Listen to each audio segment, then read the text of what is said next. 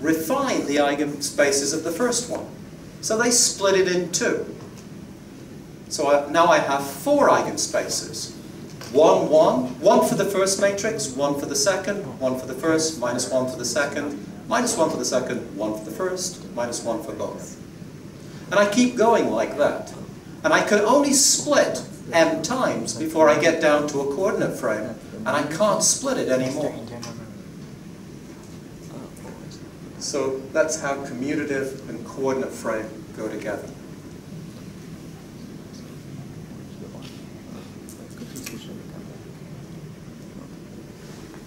And now I'm going to want to, well, I'll show you.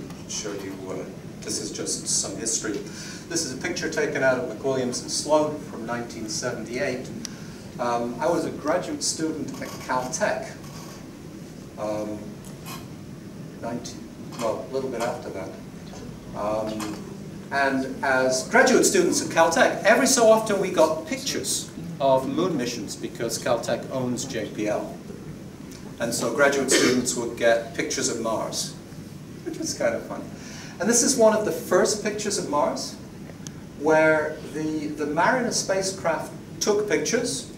There was 64 gray levels, and it encoded each of those gray levels as one of these Walsh functions. Sent the Walsh functions millions of miles and decoded them at JPL.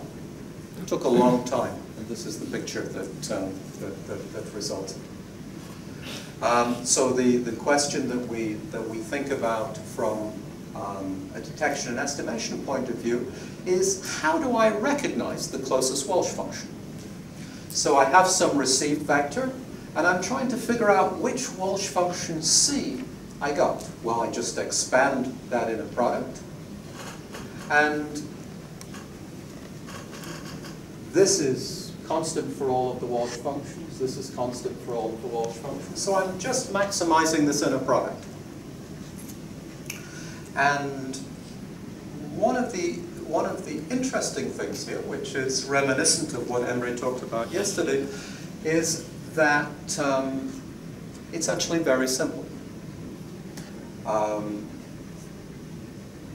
mean, you're trying to, you have some received vector R, and you're trying to figure out which Walsh function it has the biggest inner product with. Well, the Walsh functions are the rows, or equivalently the columns of this Walsh Hadamard matrix. But the Walsh Hadamard matrix is this tensor product. But you can rewrite the tensor product in this form.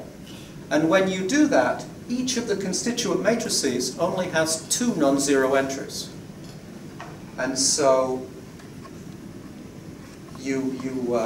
it's much simpler. If you want to think about it in just as a little circuit diagram, you have the received vectors R1 through R8. Each of these little boxes is picking out an A plus B or an A minus B. And if you follow the wires, like if you follow it to this bottommost wire there, you can ask, which Walsh function is that really calculating the inner product with? And you can see that it's the Walsh function, which is all ones. The top one is all zeros. And this is...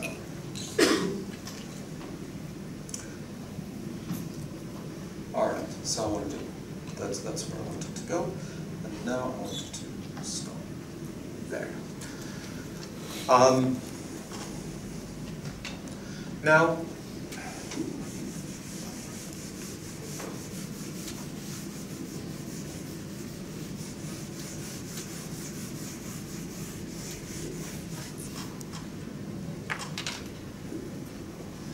so here I am. I've got this this X group here. I've got a Z group here. I've got this matrix, which I'll call Hn. N is 2 to the m. I've got a coordinate frame down here.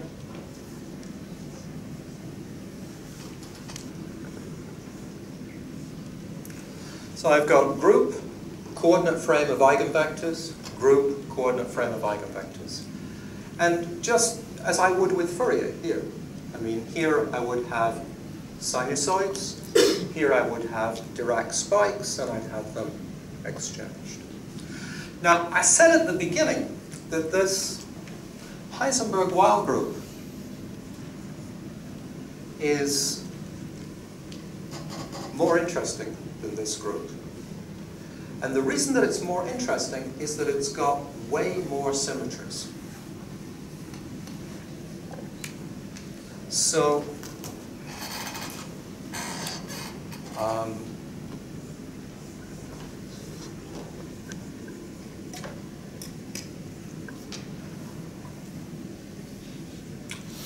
what is this thing?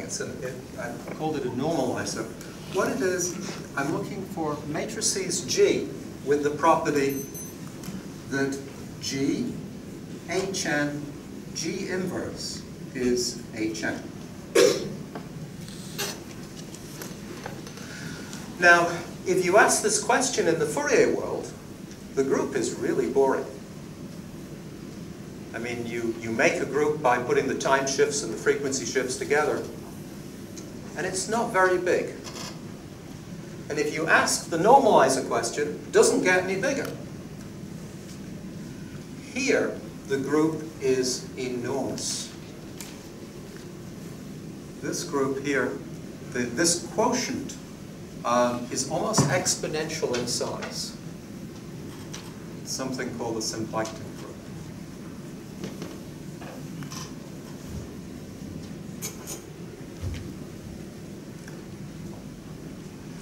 Let me show you an element of that group. So here, I'm going to take P is going to be an M by M symmetric matrix.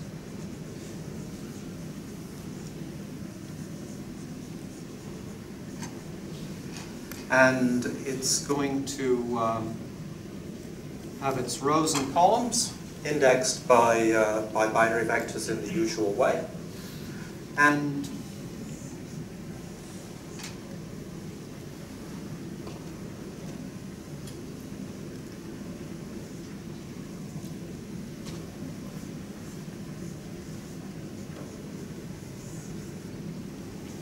it's going to look like that.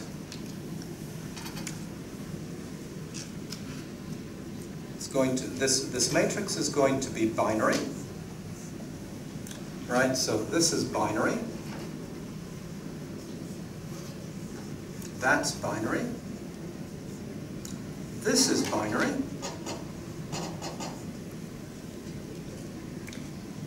But then I'm going to do something a little bit weird. I'm going to look at, so the entries here are all 0 and 1. But I'm actually going to do this arithmetic up here. I'm going to do it modulo 4.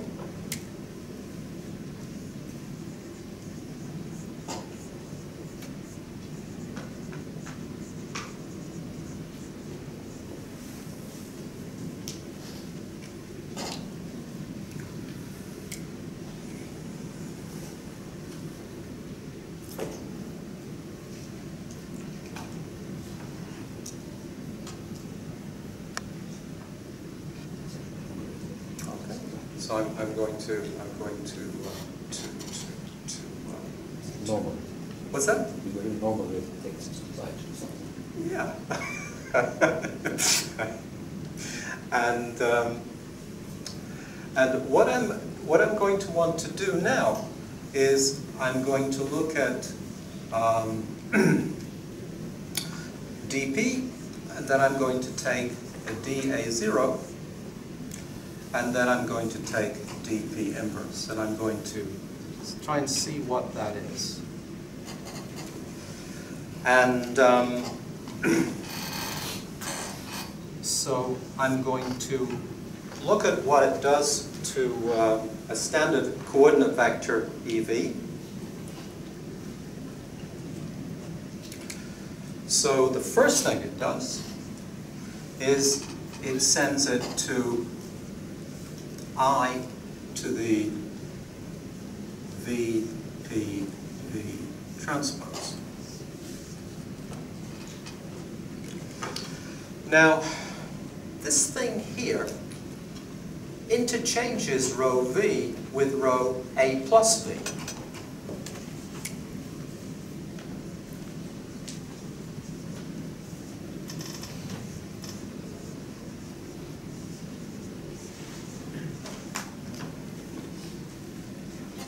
That's interesting. And you can expand this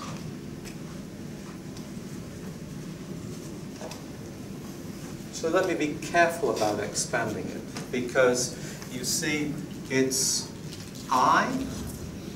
So I'll do this expansion mod 2 because I have to be a little bit careful about it. Yeah. I think this marker needs a little bit of time to rest.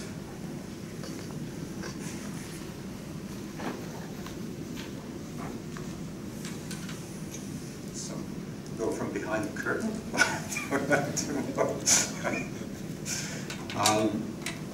All right. So this is V plus A plus 2W. I don't know what W is. This is P. And then this is V plus A plus 2W transpose.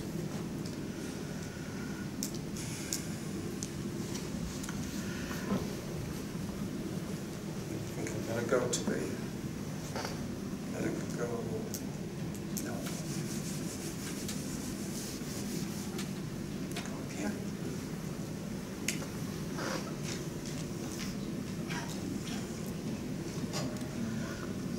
Now, the P is a symmetric matrix, so Pij is Pji. What I want to convince you of is that these 2's aren't going to matter at all, because every entry that's a 2 mod 4 is going to be cancelled out by another one that's a 2 mod 4. I can actually get and this comes out to be I, and then there's V, P, V transpose. And because of the symmetry, there's a 2A P V transposed. And then there's an A P A transposed. Times. Now this time it's E V plus A.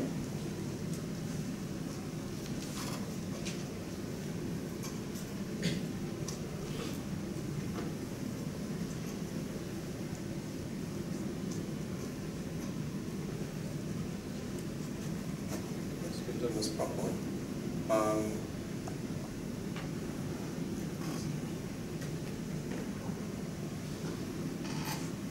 Yeah, we've done this properly. And then we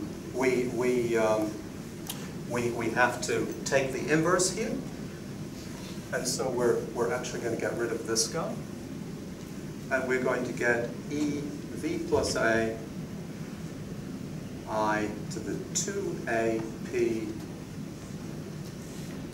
V transpose, and then there's going to be this constant up here, which we're actually not going to care about too much. And so if you look at this calculation, what we've actually shown is that if you take dP, dA0, and dP inverse, that this is nothing more than dAAP. Because this thing here is just -1 to the AP V transpose. So this is, so for every m by m symmetric binary matrix, you've got something that normalizes this guy. And of course, what that means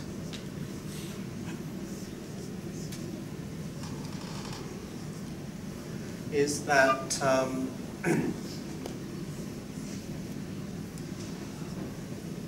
instead of this commutative subgroup, you've got another commutative subgroup, which consists of all these AAPs. And down here, you've got this new coordinate frame. And these things, what do they look like? They look like the rows of this matrix. So you've taken the Hadamard matrix and you've multiplied by these things that look like quadratic functions. So now, if you're a coding theorist, so if you know about Riemann codes, second order Riemann codes, you know that they're defined by quadratic functions. And you can start to see here that what I'm doing is I'm exponentiating quadratic functions. So these things here are cosets of first order Riemann codes in the second order Riemann code. But I want to think of them as coordinate frames.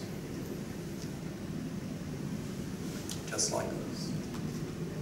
So now you are trying to represent groups, so finding a nice representation of groups by matrix, right? Yes. And then, so that's a commutative diagram, right? Sort of, yeah. Well, I mean, these things these are groups and these are eigenspaces, so they're not. It's not really commutative.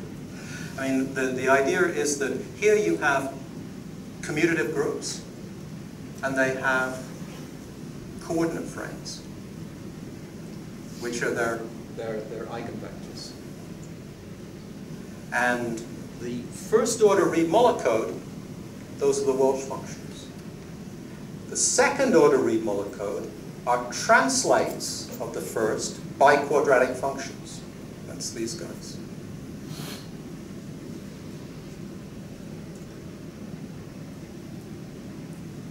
Now,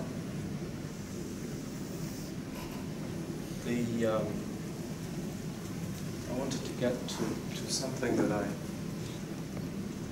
doing better. Good.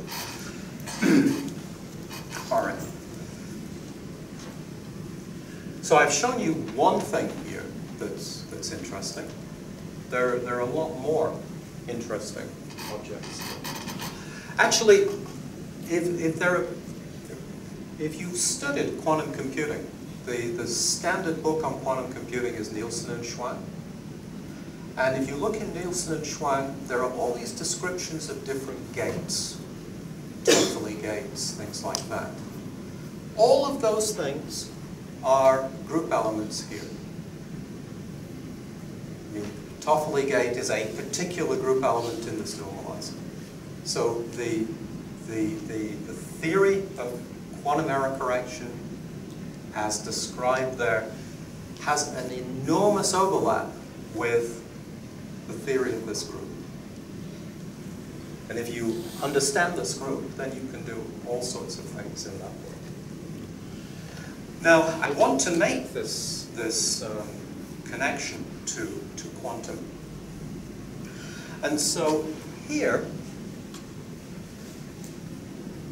we had a maximal commutative group, and it had a coordinate frame.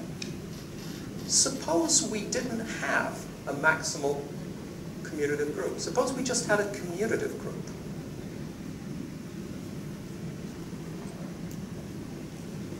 So suppose that we just had some S that was commutative.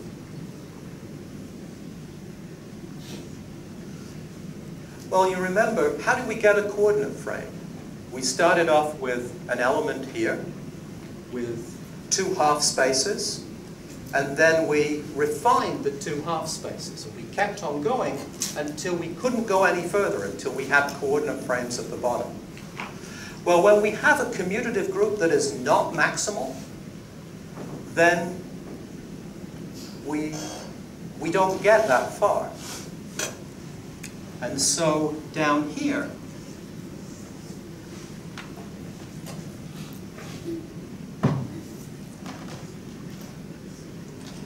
what we have is something called a resolution of the identity. And what a resolution of the identity is, it's just a division of the space into these different eigenspaces. So, in if you like, I can think of the identity matrix as being a sum of projection matrices, PV, where the projection matrices are indexed. So here I have, let's say, I have generators. This is generated by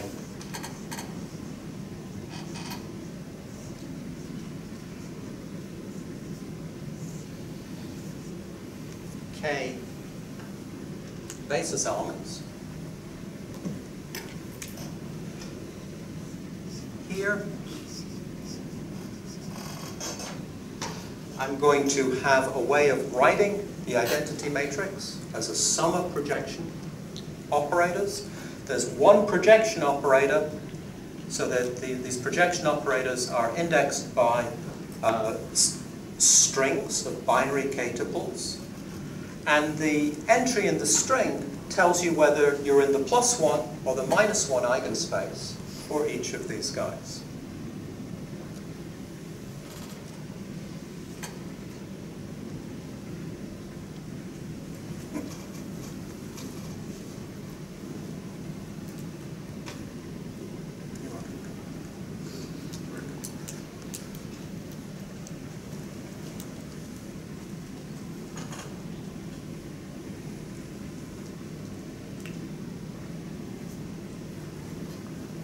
Let me go back to this guy.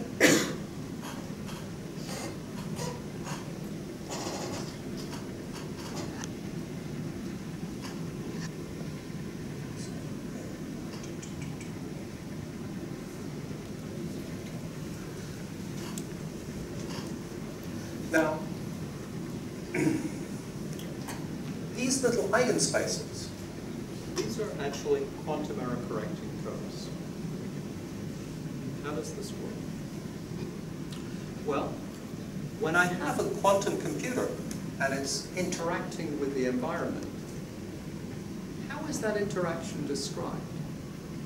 What's happening is that the environment and the quantum computer are interacting, and the environment is changing the state of the quantum computer. How is it changing the state of the quantum computer? It's actually applying one of these matrices DAB.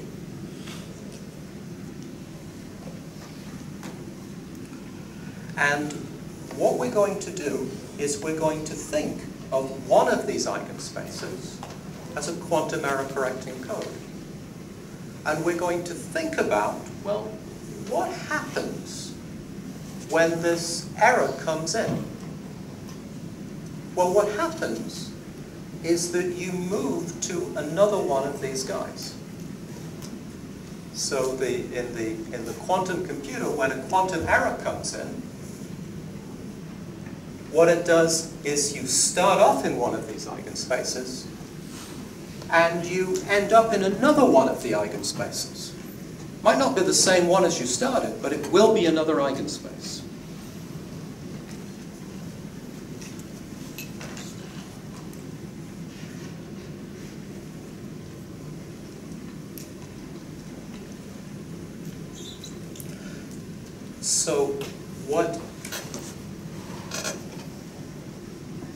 So what happens is this.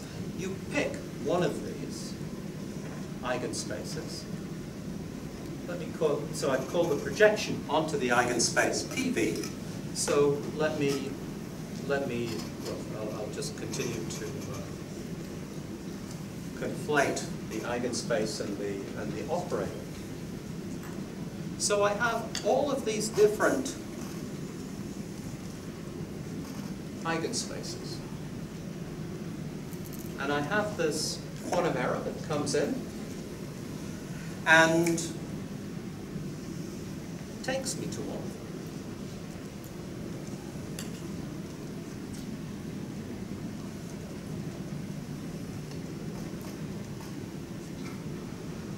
Now, there are many quantum errors that take me from here to here. They're not all equally probable. So I think of the probability of one of these errors as kind of Bernoulli in the number of quantum bits that it touches. So if you only touch one quantum bit, you're more probable than something that touches 2 quantum bits. So if I want an error correction scheme for correcting, let's say, 1 quantum error, what I have to make sure is that different single quantum errors take me to different eigenspaces.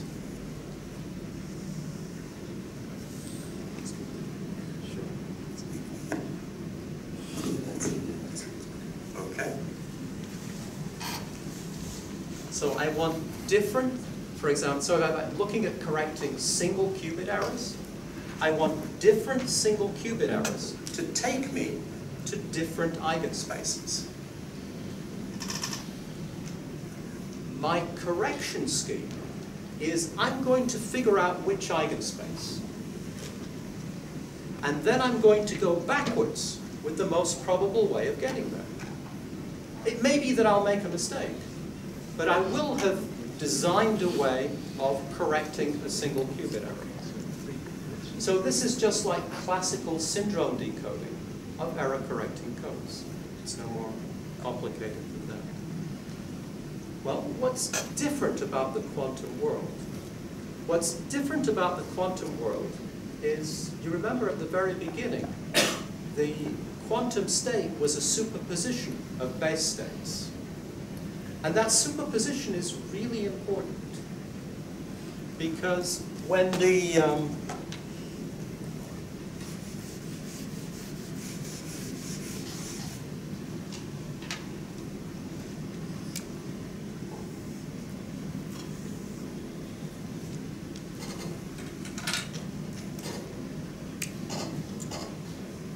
so you remember that there was so this was the state of the quantum computer, and these were indexed by binary M strings, and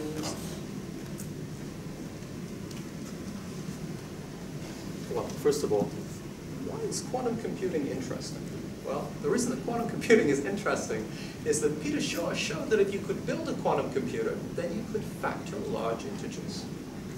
Now, let me give you a very crude and kind of inaccurate picture of how that works. So you've got a very large number that you want to factor. Think of all the numbers that are potential factors.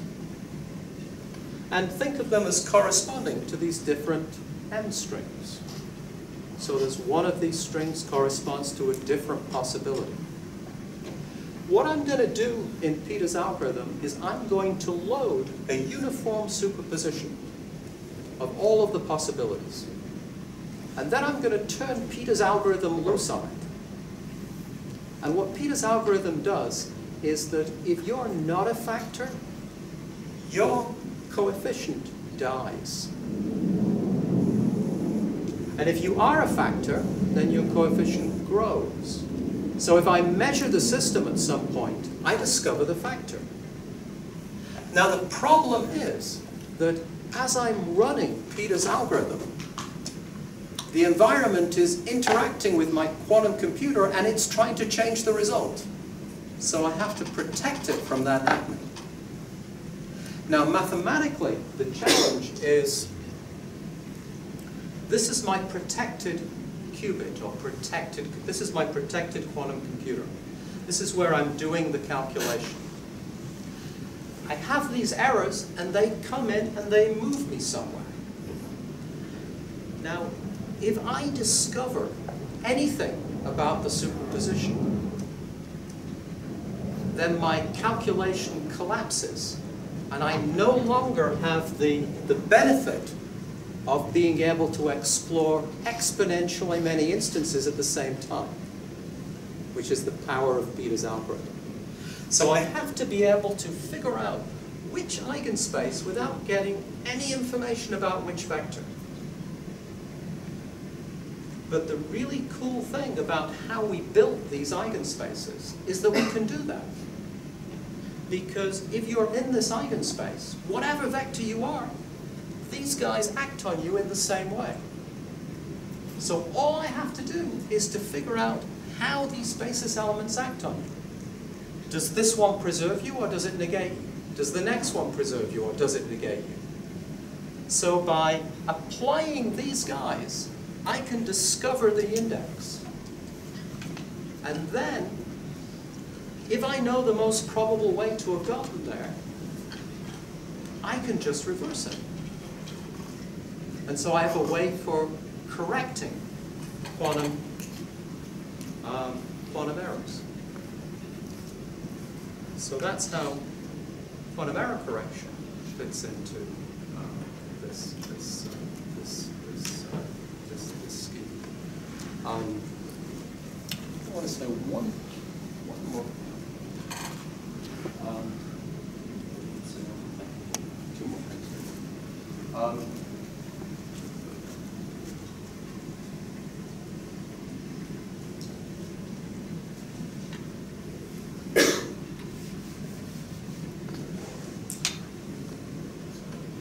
So what's an example of that? So let's have an example of quantum error correcting code. I don't know whether I have it on these slides or not. Might have to take this thing.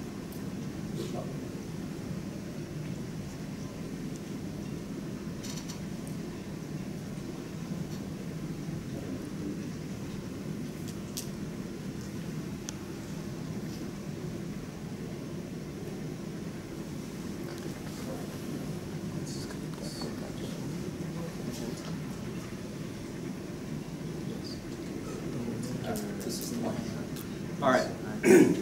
So here's an example of a quantum error correcting code. So in this ingredient, I have to give you, I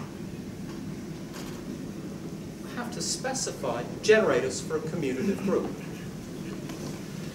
Well, so let's do a little bit of basic math here. So here, A and B are strings of length 5. So we're working in a 32-dimensional space. We have 32 by 32 matrices. Here, I've written down 4 generators, each of the form AB. You have to look at this, and you have to check that they commute with each other. So each of the rows corresponds to a matrix. Do these matrices commute? Well, if you look at the bottom 2, you have to check that the inner product of this vector with that vector plus the inner product of that vector with this vector is 0. And it is for all of them. So this is a 4-dimensional commutative group. So 2 to the 4th is 16. So these eigenspaces are 2-dimensional. A 2-dimensional eigenspace is a quantum bit. So this is a scheme for protecting a single quantum bit. Now, there are 5 quantum bits. So think about how many ways you can have a single qubit error. Well, you can phase flip, or bit flip, or phase bit flip. So it's 5 times 3, which is 15. Now you have 4 generators, so you have 16 possible patterns, binary patterns. And that's just enough room. So what you need is you have 16 things here, and you need that the 15 single qubit errors correspond to different possibilities. And you can check that indeed they do. So that's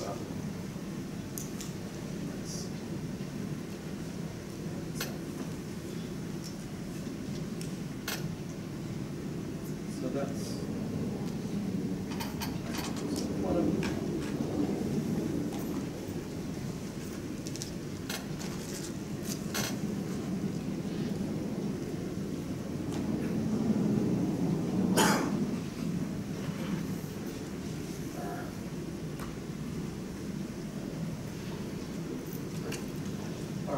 so that's that.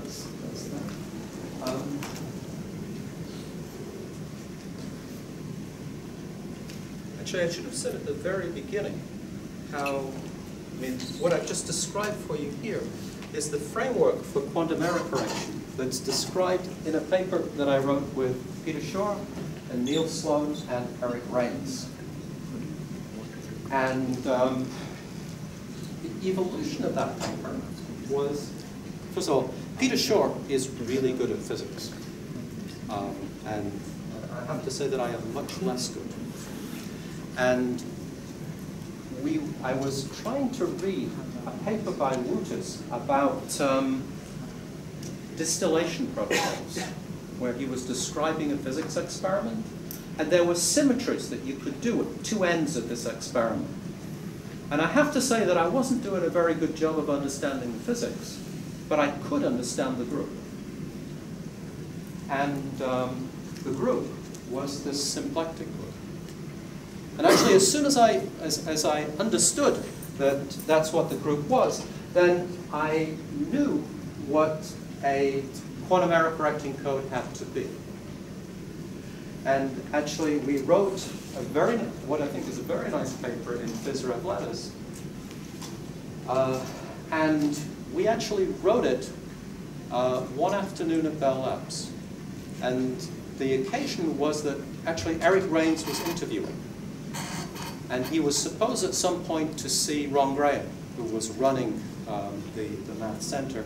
And we couldn't find Ron Graham. And so he ended up in my office with Peter and Neil for 2 hours. And we wrote out that framework. So this was the most successful interview that I have ever been associated with. And of course, Eric, we decided that we were going to hire him. So that was also great. Now, I wanted to close with something that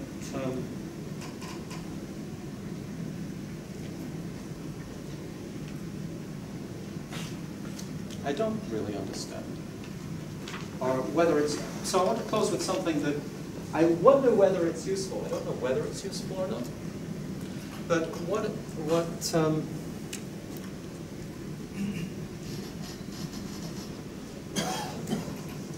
so this morning we've talked about this Heisenberg-Weil group,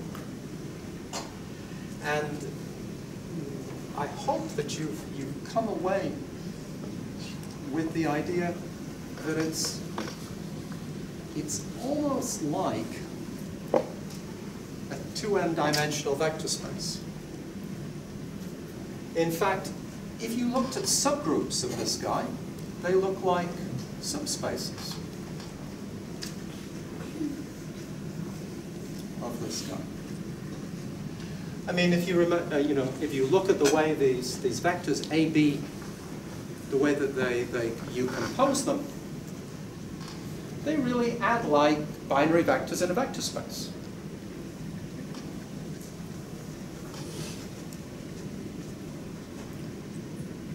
So in a way, you have the structure where you have subspaces in the binary world, and I've actually lifted them to subspaces in the real world. Actually, perhaps not quite to subspaces. Maybe I've lifted them to resolutions of the identity. This is a resolution of the identity. So I have this way of going from the binary world to the Euclidean world. Now, something that I have wondered about, and I have never worked on network coding, but network coding is about using subspaces in the binary world to communicate information. Now, perhaps it would be interesting to lift that to the real world and to send real vectors and not to have to receive them and decode them and then do something binary and then retransmit them. So I'm wondering whether that might be something that's worth thinking about it.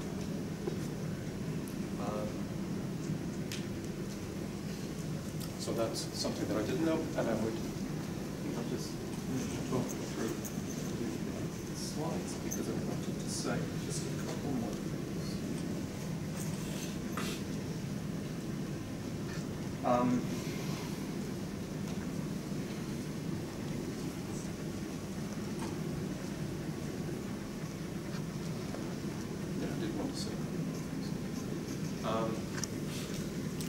If you're a mathematician, then what we're really doing here is discrete harmonic analysis, and we can have an inner product space, which is matrices or operators. We have an inner product on that space, which is just the trace inner product. And these DABs, they are a basis for this space. Actually, if I wanted to look at the vector space of real Hermitian matrices, which has order n squared, then I wouldn't be using the DABs. Maybe I would multiply some of them by i's to make them Hermitian. But they would still be a basis. And I can take an operator and I can expand it in this basis. And I want to just say something about detection and estimation, because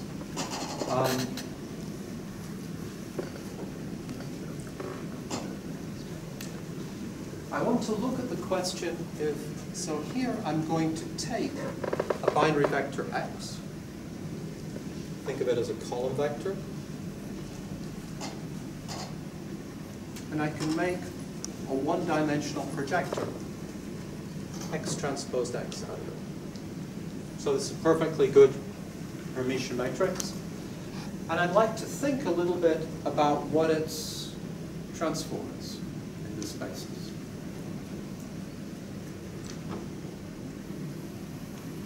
And let me just do an example. Very good.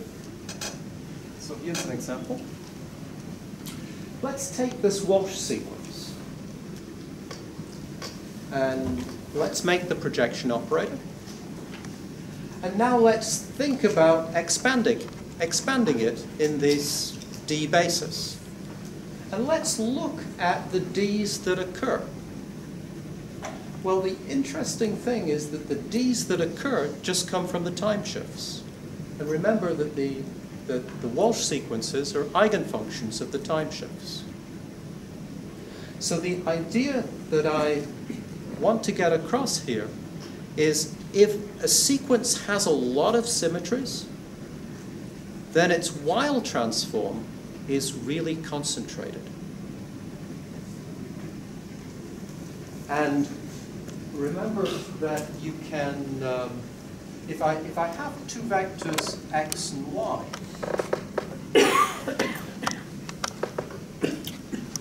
and I had what was x is a column vector. So if I was doing this,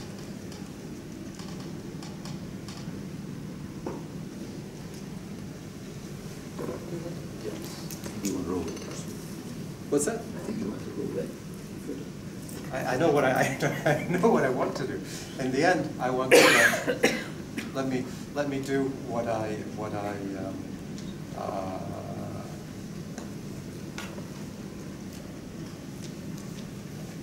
to look at that,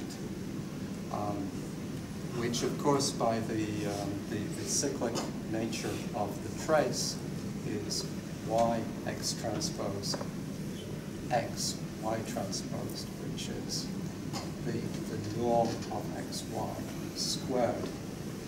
So when I'm thinking about inner product of vectors, I can actually also think of it as in terms of the trace inner product of these projection operators.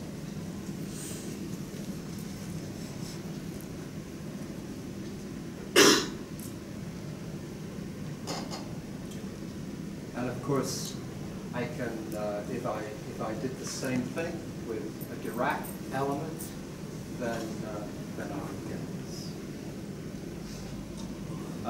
Here, I've just, maybe I won't prove this, but maybe I will prove it. I don't want to do that. So you can prove that so I look at, if I'm given a vector v, I define this thing called an isotropy group, which are the things for which it's an eigenvector. And this group, you can prove that it's commutative, and you can prove that that when you look at the support, that it vanishes outside of, that it vanishes on any A prime B prime that's not perpendicular to the element. So you can